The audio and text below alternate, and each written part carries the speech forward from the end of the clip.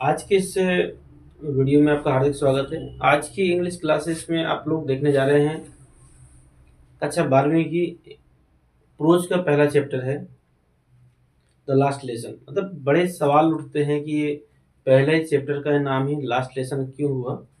तो इसमें एक आपको कहानी देखने को मिलेगी। इसमें कुछ मुख्य करेक्टर हैं। इसमें से एक लड़का है जिसका नाम फ्रांज था।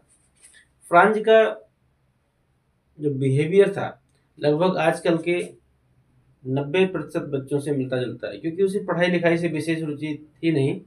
फिर भी उसको विद्यालय में जो भी काम दिया जाता था उसको बिना रुचि के वो पूरा करता था। तो चलिए मिलते हैं इन लोगों से और समझते हैं इन करेक्टरों को। और मेरा प्रयास ये रहेगा कि इस समरी को मैं इतना आसान कर दूं ताकि आपसे को पूरा अध्याय बिना पढ़े हुए आप तरीके से सभी प्रश्नों का जवाब दे सके। तो फ्रांज ने क्या बात बोली, चलिए मैं ही कुछ देर के लिए फ्रांज बन जाता हूँ। मेरा नाम फ्रांज है। मुझे पढ़ाई लिखाई बिल्कुल अच्छी नहीं लगती, खासकर अगर आप कहो तो फ्रेंच भाषा तो मुझे बिल्कुल भी पसंद नहीं। अब देखिए मैं आपसे फ्रांज की तरह ही बात कर रहा हूँ, तो आप ये मान के चलिए कि आप बिल्कुल अध्याय को बहुत आसानी से समझ सकते हैं। मुझे पढ़ाई लिखाई बिल्कुल भी अच्छी नहीं लगती, और विशेषकर जो मेरी यहाँ की क्षेत्रीय भाषा है फ्रेंच भाषा, वो तो मुझे मुझे बिल्कुल भी पसंद नहीं। लेकिन क्या करूँ, अध्यापक ने जो भी काम दिया है उस काम को तो मुझे करना ही होगा। इस प्रकार फ्रांज कहते हुए अपने घर से दुखी मन से स्कूल के लिए निकलता है। मतलब स्कूल जाने का मन नहीं था, लेकिन फिर भी वो स्कूल के लिए दुखी मन से निकलता है।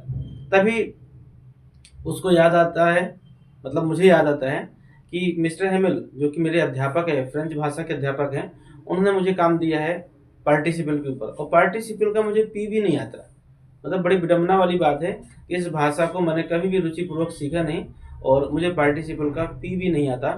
लेकिन चलिए कोई बात नहीं, स्कूल तो जाना ही होगा, इसलिए मैं स्कूल के लिए निकल पड़ता हूँ। और रास्ते में ये क्या, मैं तो अक्सर देखता हूँ इस बिल बोर्ड पर या फिर इस नोटिस बोर्ड पर कुछ ना कुछ सूचनाएं लिखी होती हैं। लेकिन आज ये कौन सी सूचना हो सकती है? आज ये कौन सी सूचना हो सकती है? यहाँ पर तो बहुत लोग खड़े हैं, क्या हो सकता है? चलिए कोई बात नहीं। तो दो देशों के बीच युद्ध चल रहा है, तो लगभग लगभग यहाँ पर आए दिन कुछ ना कुछ देखने को मिलता है। तो हो सकता है कि कोई सूचना हो। चलिए मैं स्कूल पहुँचता हूँ। लेकिन जैसे मैं स्कूल पहुँचता हूँ तो मैं देखता हूँ कि स्कूल में बिल्कुल माहौल बदला हुआ है। ना तो वहाँ पर कोई अध्यापक बाहर दिख रहा है, ना तो वहाँ पर बेंचों के खिसकने की आवाज़, ड्रायर के खिसकने की आवाज़, बच्चों की चिल्लाने की आवाज़। बहुत सारी गतिविधियाँ जो मैं रोज़ देखता था, लेकिन आज वो बिल्कुल माहौल शांत है। उसमें से मुझे कुछ भी नहीं दिखाई दिया है।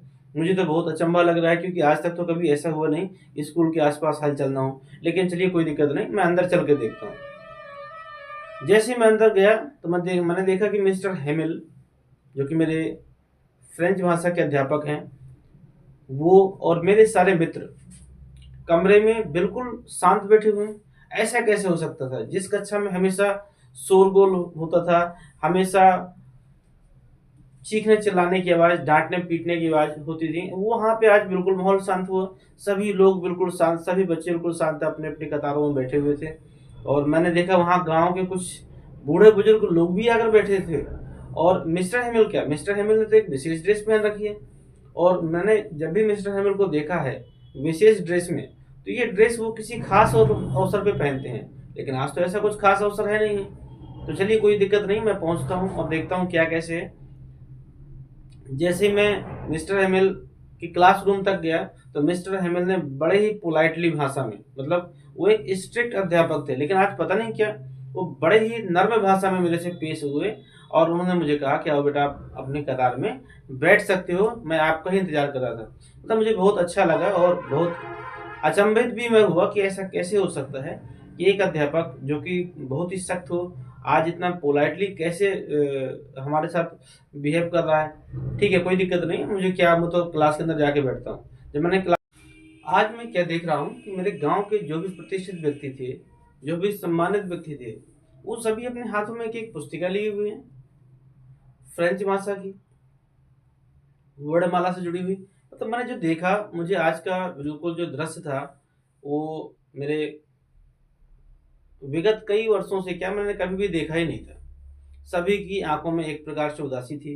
मिस्टर हेमिल भी एक विशेष ड्रेस में जरूर थे, लेकिन मैंने उनके चेहरे में जो खुशी मैं कभी देखता था वो मैंने नहीं देखी। लेकिन कुछ ही देर बाद मुझे पता चला कि अब हमारे एरिया में मुझे जानकारी मिलती है कि जो बर्लिन से आदेश आया हुआ है कि अब एल्सेस और लोरेंस के बीच में अब जो फ्रेंच भाषा थी, जो फ्रेंच भाषा चल रही थी, उस भाषा को अब बिल्कुल भी नहीं पढ़ाया जाएगा।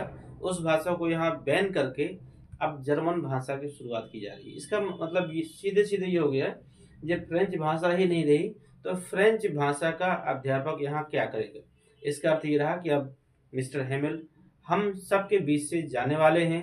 और यही बात जो थी पूरे गांव वालों को दुखी कर रही थी, क्योंकि मिस्टर हेमिल ने अपनी जीवन का बहुत बड़ा समय इस गांव के लिए, इस विद्यालय के लिए और यहाँ के बच्चों के लिए दिया।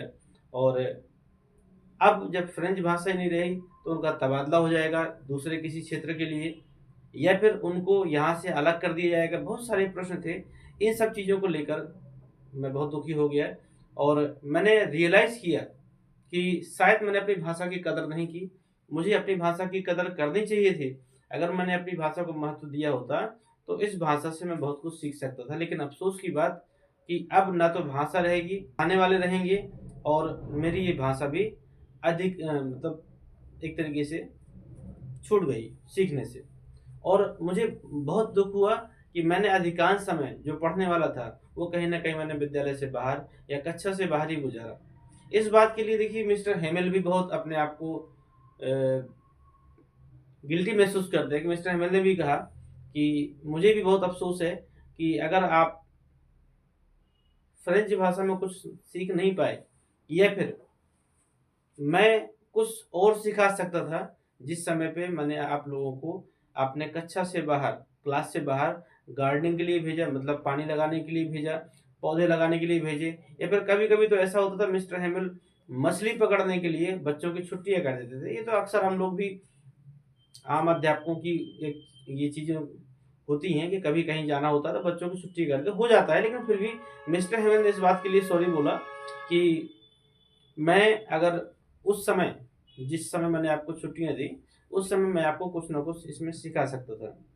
सभी लोग बहुत दुखी थे और गाँव वाले स्पेशल वो जो प्राइमरी बुक थी, जो लेकर आए थे, वो थी मिस्टर हेमिल को सम्मान देने के लिए। मतलब उन सबको उद्देश्य था कि आज अंतिम दिन है इस भाषा का, तो मिस्टर हेमिल को हम अपने-अपने तरीकों से सम्मान दें। और मिस्टर हेमिल ने भी एक बहुत अच्छी बात की कि यदि हम अपनी भाषा की वैल्यू नहीं करते, इज़्ज़त नहीं करते, उसकी रिस्पेक्ट नहीं करते, तो कोई भी दूसरी भाषा हमारे ऊपर थोपी जा सकती है।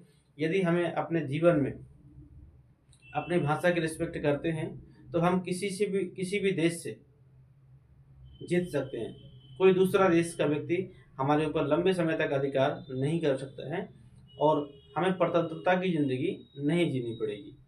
इसी के साथ मिस्टर हेमिल उदास हो जाते हैं और सभी बच्चों को